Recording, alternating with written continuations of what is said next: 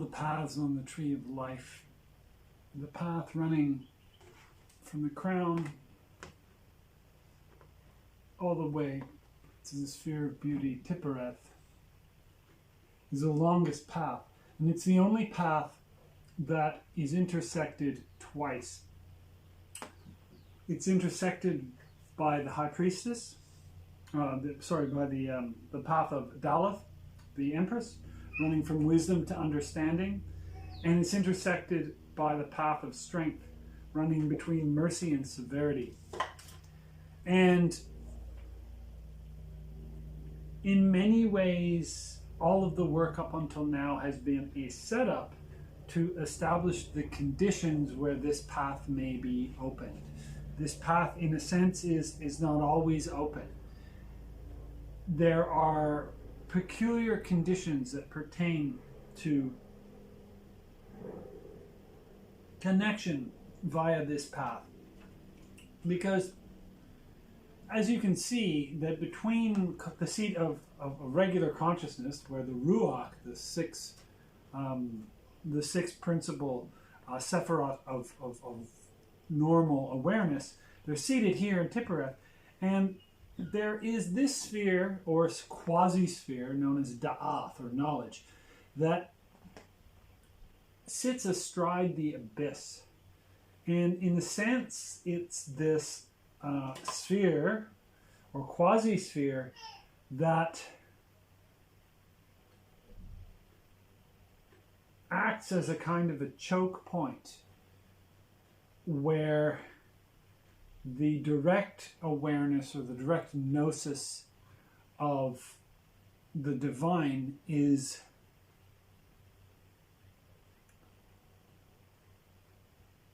prevented from flooding thoroughly through the descended consciousness.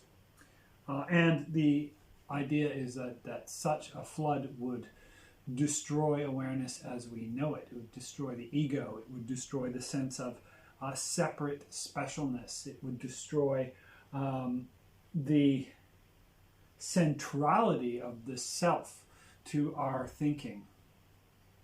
And so knowledge acts as a bottleneck or a choke point or a safety valve, whereby the gradual accumulation of wisdom and understanding, right, these wings, understanding over here, which pertains to scientific knowledge, and wisdom over here, which pertains to poetic knowledge. And the gradual ascertainment of these two qualities will feed into first feed the consciousness and allow it to gradually develop the balance, if you will, to perceive the hair-thin path that runs all the way across the abyss, with a gap between the known and the unknown, the ideal and the actual. And that hair-thin path leads all the way to Kether, leads all the way to an experience and perception of the divine. It is very easy, of course, for us to have an idea of God, and 90% of the time such ideas form into a picture, an image, a construct, a demiurge, if you will. And you'll note that in our work previously with the Emperor, we talked about the demiurge, and we talked about how the demiurge is a structural interval in the divine that produces a world as a closed system, as a almost a matrix of leverage points or relay points. The Empress represents a power of openness and attraction, but it is also connected to the Emperor. The two form the combination that allows power to exist. The Empress, however, is closer to this wellspring. Arguably, she's a manifestation of this wellspring that is represented by the High Priestess. The High Priestess is, of course, the first of the paths that we have encountered in all 32 weeks that connects to the crown, Kether. And it is the first of the final 3 paths which we will encounter in the course. And it is known for its austerity, for its sublimity, for its profound depth. So I will suggest some stories related to it, some ideas, but it's an inexhaustible mystery, and I think that's the thing that needs to be understood. We have worked the tree for 32 weeks, and by now we have learned that this is a exercise that doesn't end in a complete, finished project that we can walk away from. And what it really does is introduce us to a way of understanding the process. And just as we have done this one path at a time in a linear order, we will learn that the reality of this is almost a simultaneous expression of all the paths at once, of every potency of the tarot and of the Kabbalah simultaneously expressing itself. And in this simultaneous expression, there are patterns like music, which play out across, like chords, which select certain elements out and background other elements, and depths of pattern and experience that go beyond really this course and even beyond this lifetime. And I want you to understand that the great work, in a sense, is the process of preparing for the opening of this channel, of acquiring the wisdom and the understanding and the sense of surrender that is required to truly connect to the crown. And what do I mean by that? There are two myths that I'd like to kind of compare. And on the surface, they seem quite different, but I would contend that they point to the same reality, which is that at this stage, the connection with the divine destroys the isolated self. The idea of a self who is an identity that is somehow sealed off from the rest of the universe is the final barrier to gnosis. And it is a persistent illusion because it's constantly reinforced by the fact that we are embodied in the way that we are. Which enforces the concept of singularity, of having a central reference point. But when we realize, like Copernicus realized, that our central position is not the central position of the cosmos, and that our self, in a sense, is a contingent conceptual construct, putting the lie to René Descartes, we find ourselves aware of a kind of paradoxic plenum. And the two myths are on the one hand, the story of Moses or Moshe climbing the mountain and having a conversation with a burning bush, which identifies itself as Ahie Asher Ahie, I am that I am, or as David James Smith translates it, I will be as I will be. And this divine presence informs him that that no one can look upon the face of God and live. So what this tells us is that if we witness the divine, we will cease to exist as independent entities. Ourselves will be destroyed in the process of encounter with the sublime mystery of the divine. Now, this, of course, to a being who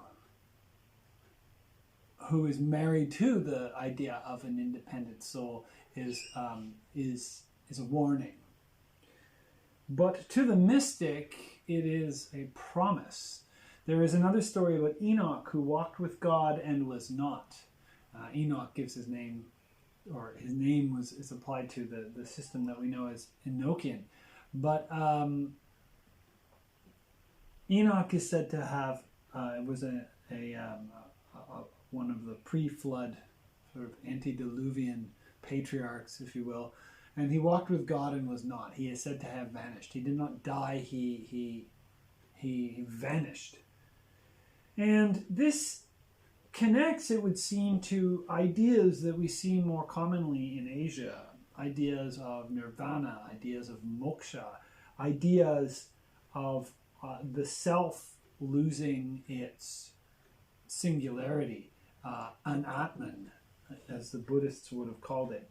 And there is a sort of a Zen idea of the paradox, the paradoxical nature of the self being undone. So we have in Asia concepts of no-thingness that are quite pervasive in the spiritual traditions such as Taoism and Buddhism. But in Judaism, there's also a profound no-thingness tradition, and it is the Ein Sof. And the Ein Sof manifests to us from our point of view as Kether, the crown.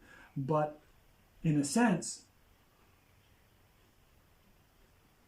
if we were to achieve Kether, Kether itself would vanish, and there would be nothing other than limitless existence, unnumberable, infinite existence. And yet it's a paradox to say also that non-duality is not duality, because if we try to deny duality from the point of view of non-duality, we have essentially recreated duality. So there seems to be an inherent paradox also in the idea of non-duality requiring the allowance for the play of duality within itself, which then creates an interesting perspective on the notion of the death of the self in the face of God and what that might entail. The Buddhist psychology has a absolute and a contingent scale of reality. On the absolute scale of reality, there is no thingness. Whereas on the contingent scale of reality, there is what's called skillful action. And so it is said that one who has essentially been annihilated to the divine may still manifest facings into the world or the play or the display of eternity that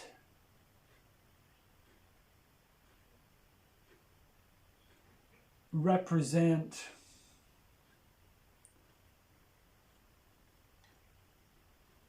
expressions of that eternity, of that limitlessness. So the idea that witnessing the face of God and dying or not living, as it were, is a fearsome punishment, is one perspective.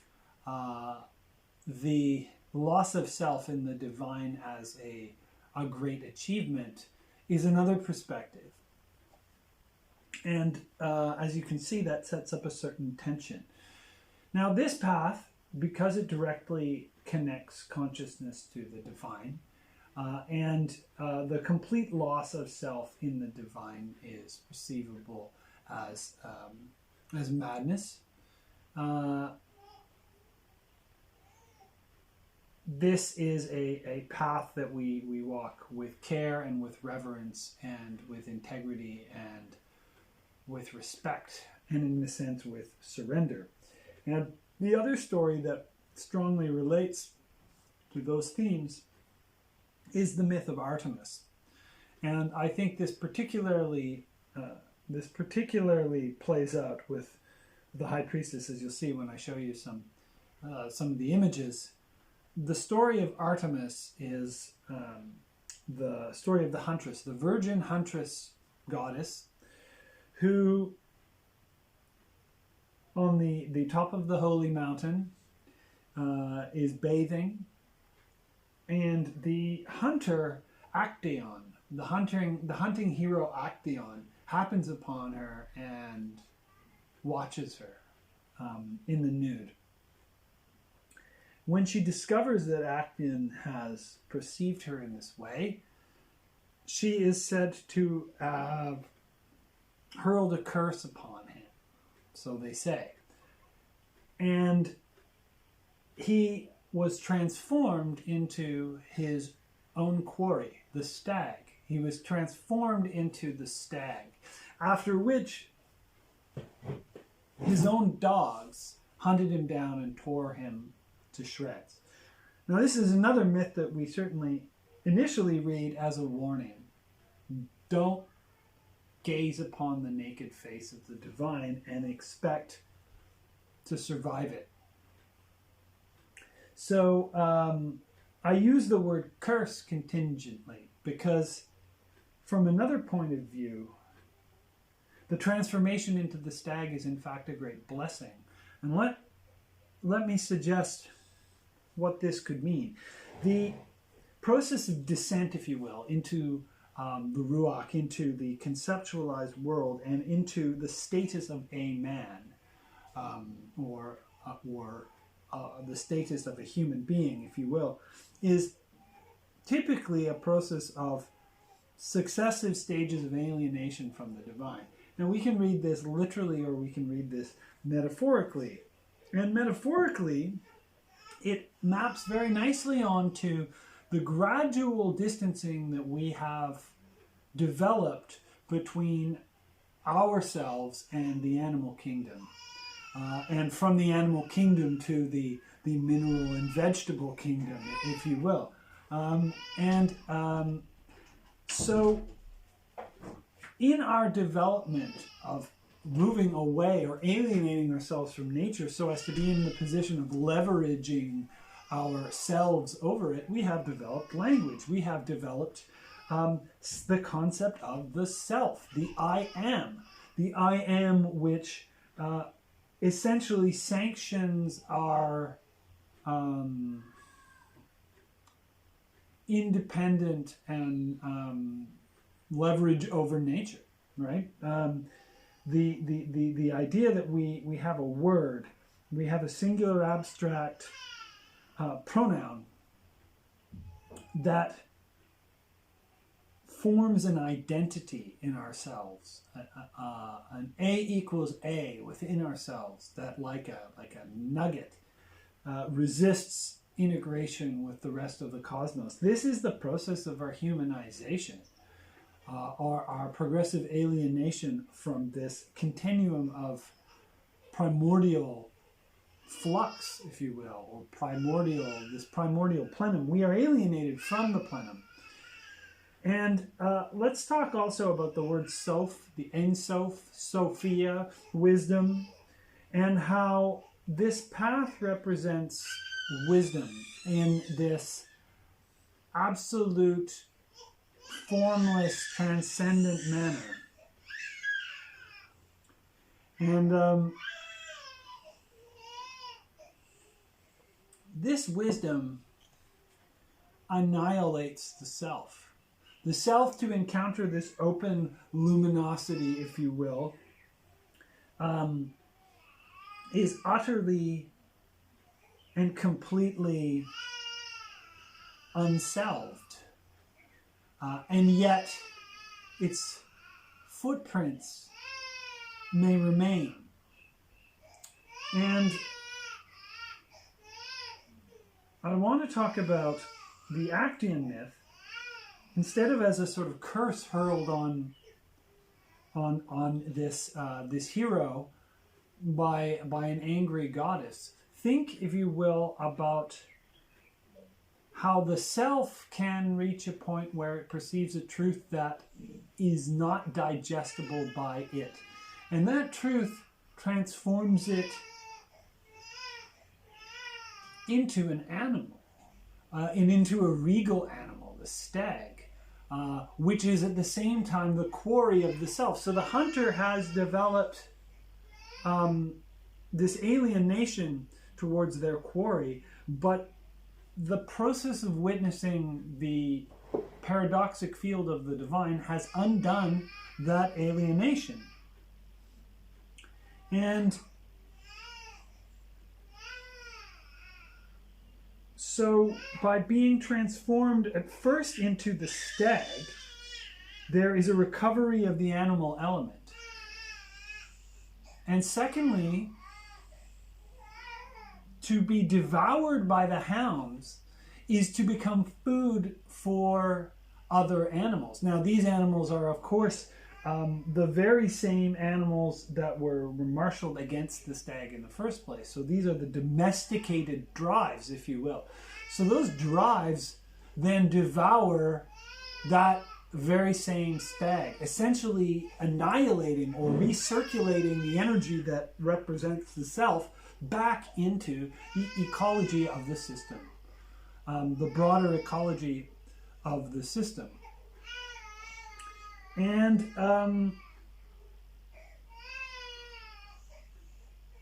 in both cases, this myth is readable as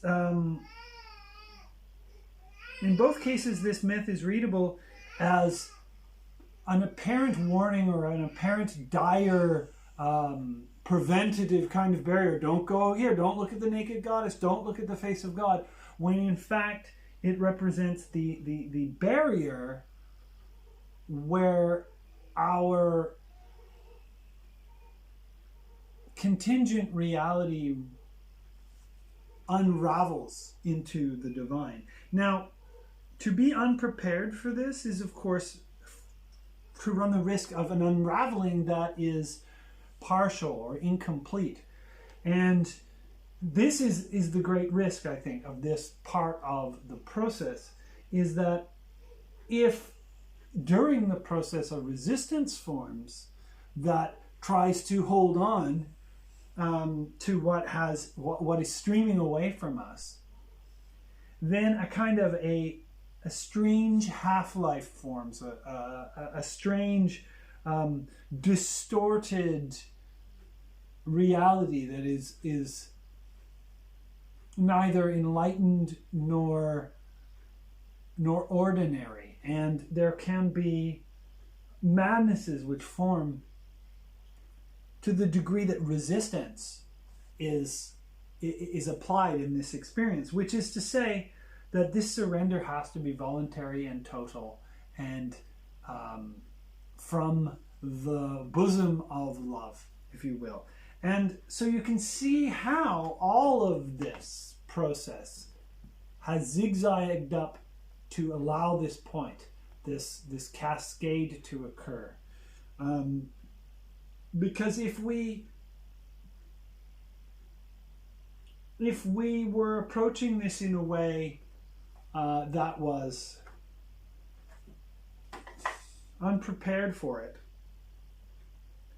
it would be much more difficult to release the self. That's really the point. As it is said, the ultimate goal is to release the self completely, but a balanced microcosm or a balanced psychocosm is easier to release than an unbalanced psychocosm. So we build and balance and prepare the psychocosm for the encounter with the High Priestess.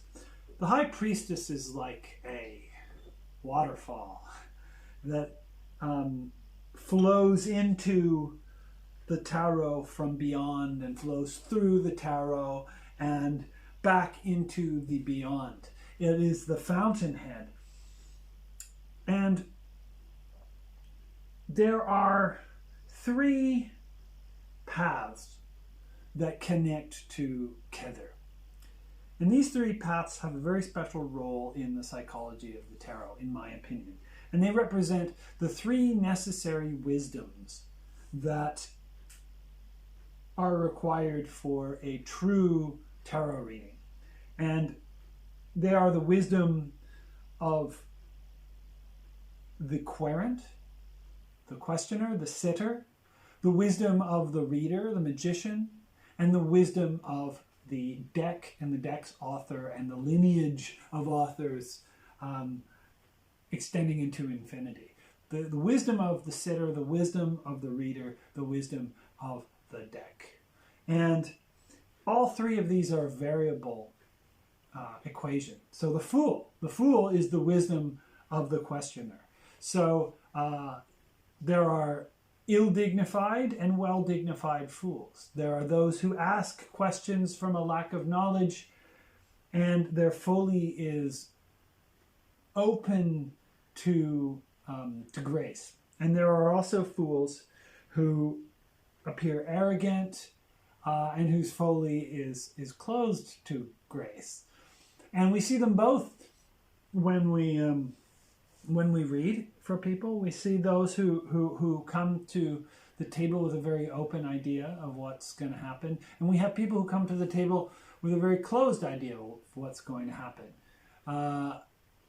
The magician, of course, is the sitter. The reader.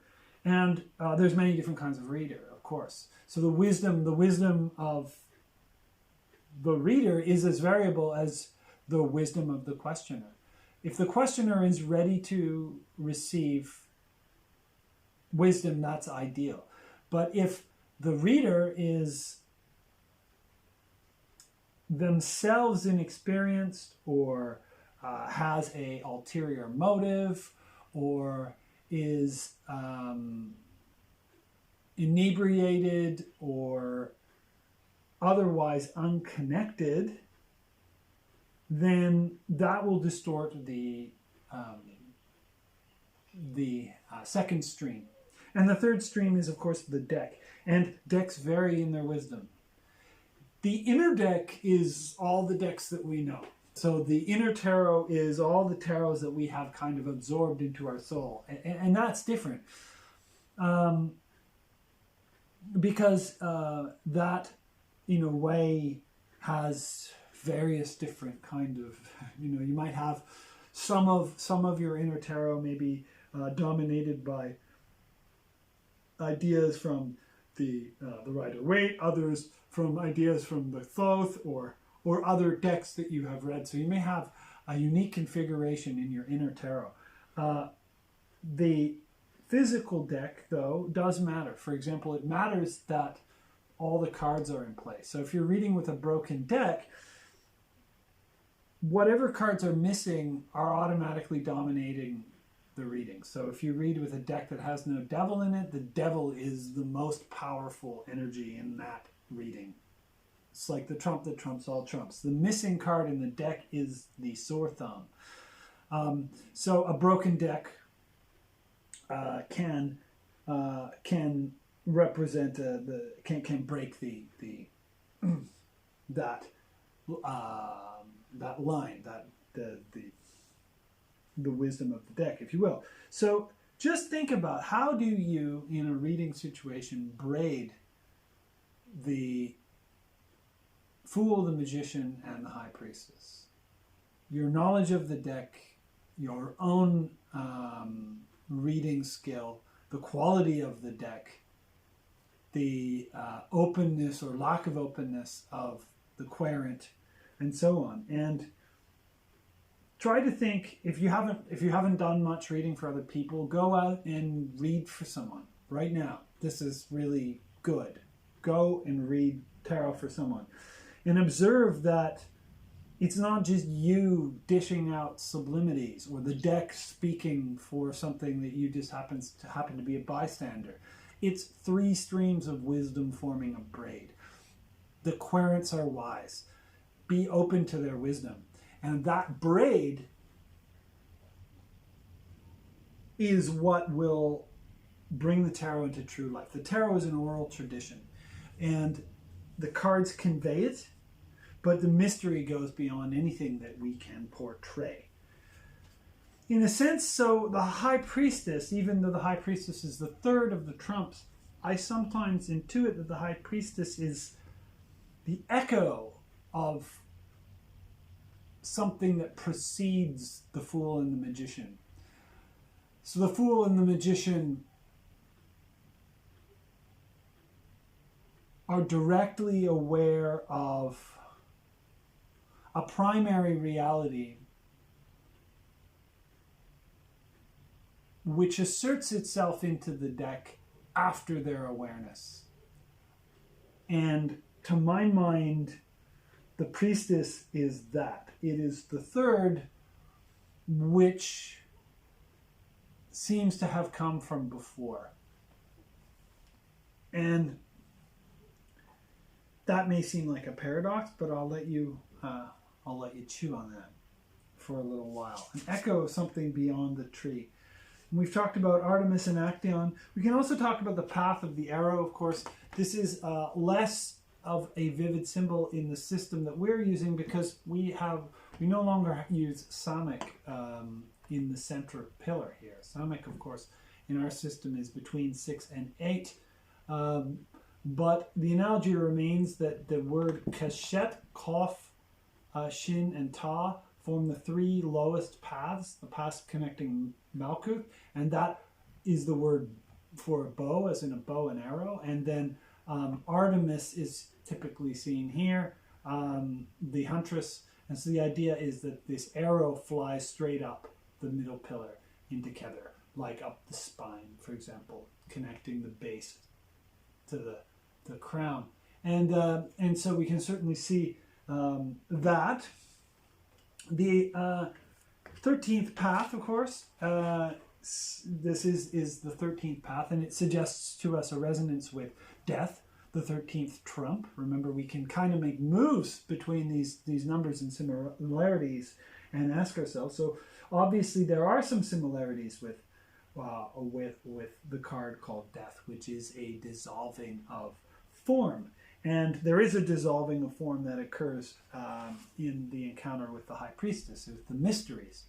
The High Priestess has a veil, as we will see, that protects the manifest consciousness from the unmanifest reality.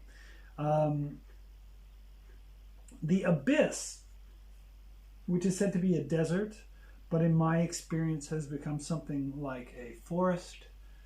The abyss is crossed by a camel, and Gimel is the abyss as a desert. I mean, the forest is less camel-y, but the desert abyss is typically crossed by a camel. If you read the rather delightful Liber 333 by Aleister Crowley, one of my favorites, the Book of Lies, falsely so called. The wanderings and perambulations of the one thought of Frater Perdurabo. That's what it's called. It's a ridiculous title, but it's a marvelous little book of koans, of puzzles and mysteries, and he talks about crossing the abyss with the footprints of the camel. The camel is this endurance, this patience that allows us to have this experience. And of course, camels are the key to desert power.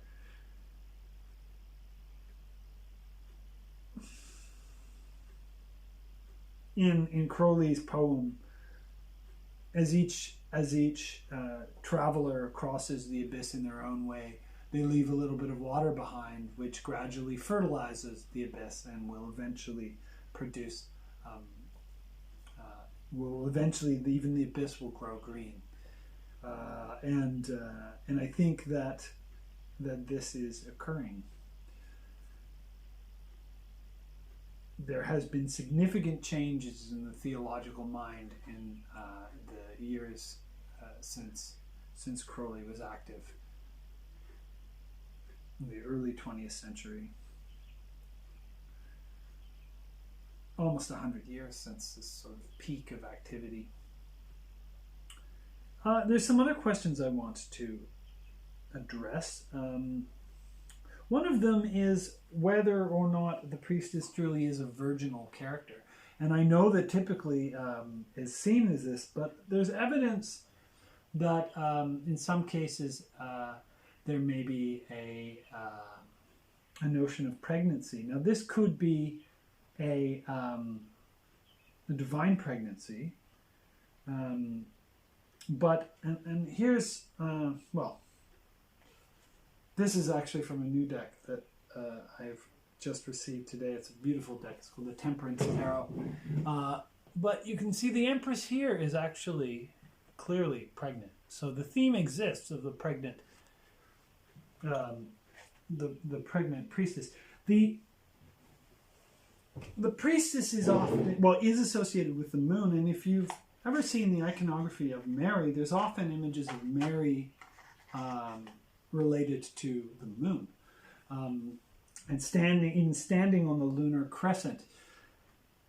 And of course, the virgin birth is central to Christian theology, and perhaps the key to this idea of the pregnant priestess is a virginal pregnancy, perhaps.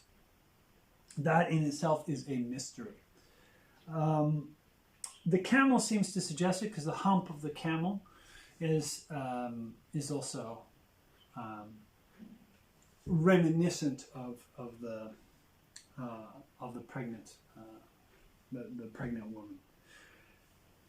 There is another example. You can see in. I didn't bring it out because I just thought. It might not be, it might not have enough sort of a backup. But in I think I will actually, in the Kerry Yale Visconti, there is no priestess as such, but there is a card that we see called Charity. So in the assembling of the Visconti, Kerry Yale Visconti, it's been assembled like a modern tarot, but we have reason to believe that it doesn't really have the same structure. Notwithstanding, this image has, in the modern assemblage of the Kerry Yale, this image of Charity, who's clearly also a fertility figure, is breastfeeding a child, is in the position of the High Priestess. So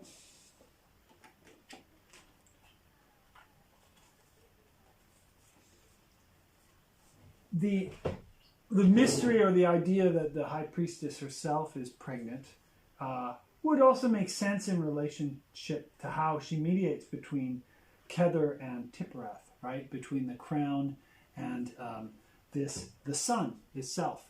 So it's almost, we could imagine the veil of stars pregnant with the sun, giving birth to the sun itself, out of the night sky. And who's the father of that? Kind of just manifested out of the deep. And the mysteries of this path are eternal. The ancestral memories, the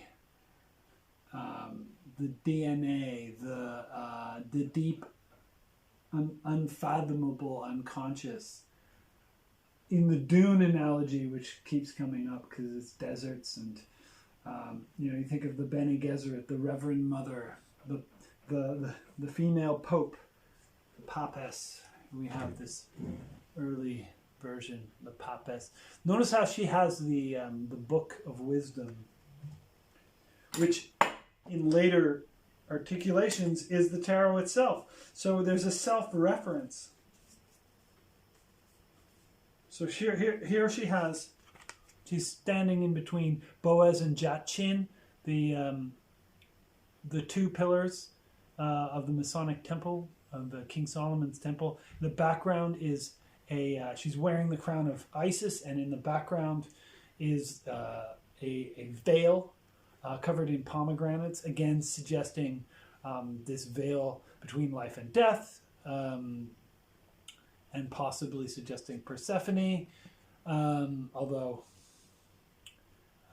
who can say? She's holding a scroll that says Torah, and as we know, Torah is also a rotation of the word tarot, and we see that particularly in the Wheel of Fortune. So the idea that she is holding the tarot, she is the tarot within the tarot, is here.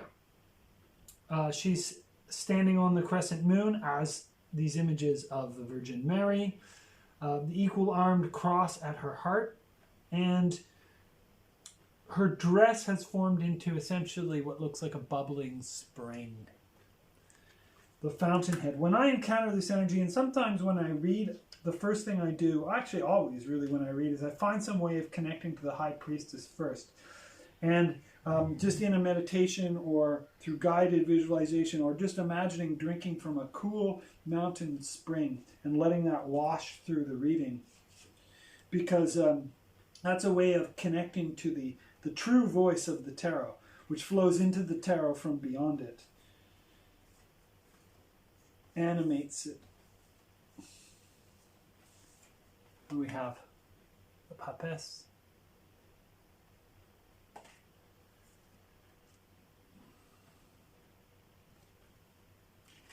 The Tarot of the Holy Light is always interesting. In this case, actually, we do have an agreement, a rare agreement between the Tarot of the Holy Light and the Golden Dawn system, in that they both see her as the moon.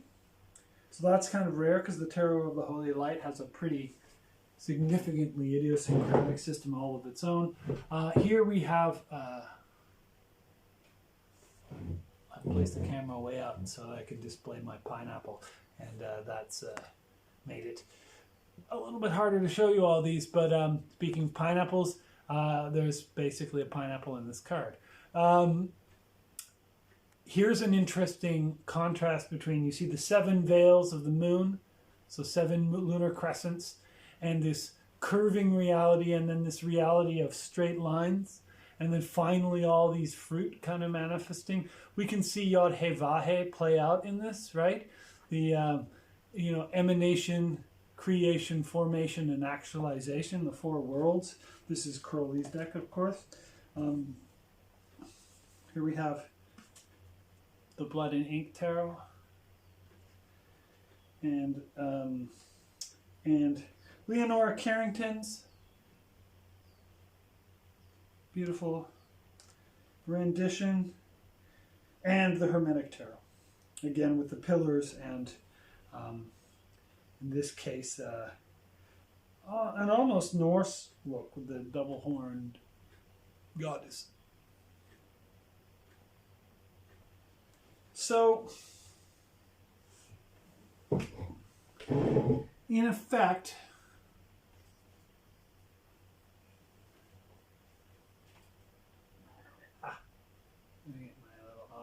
can't really see that. In effect,